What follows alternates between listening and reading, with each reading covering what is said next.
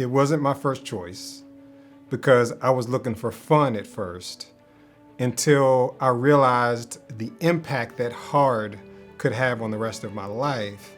And what made me comfortable with VMI was the experience that I had on my visit.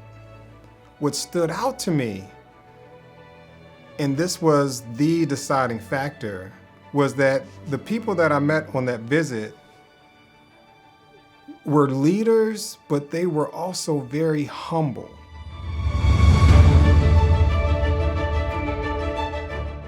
I remember the feeling, and I liken it to having a child, where people try to prepare you for it. But those words don't quite prepare you for the full emotion of the experience. I think we may have started at 10 a.m. or so, or maybe even 12, and ended maybe 8 p.m. But to this day, it still was the longest day of my life. So you're going through this, and this is the hardest thing you've ever done, and you look around and you see others that are going through the same thing.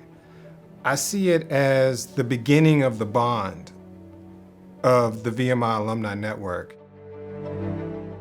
So the idea of making the phone call to go home, I decided I would not allow enter my mind. Because, and this wasn't for noble reasons, this was because I was concerned that if I allowed myself to entertain that, there's a chance I may take action on it. And I just wasn't willing to live with that. I wasn't willing to live with that feeling of defeat.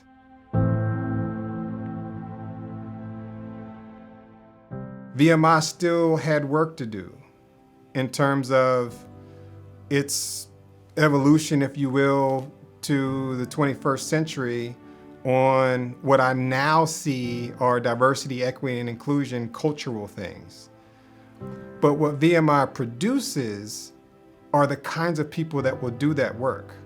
So in my experience as an African American, getting involved with the Pramaji Club, for example, where one of those that we honored was Jonathan Daniels, who is an alum that literally gave his life during the civil rights movement.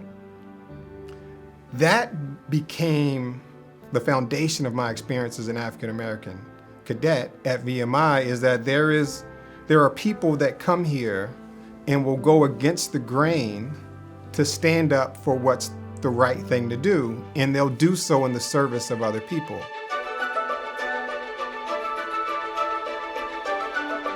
The first thought that pops in my mind, and the idea of VMI does not need to change, is if that mindset were etched in stone starting back in 1968-69, then I would not have gone to VMI.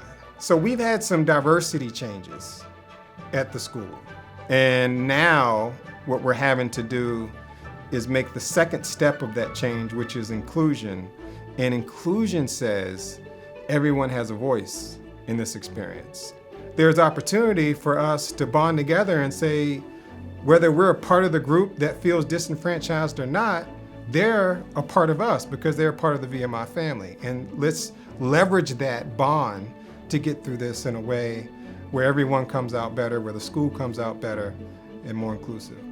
I embrace us having to have hard conversations and make hard decisions, but always, always in the essence of doing what's right.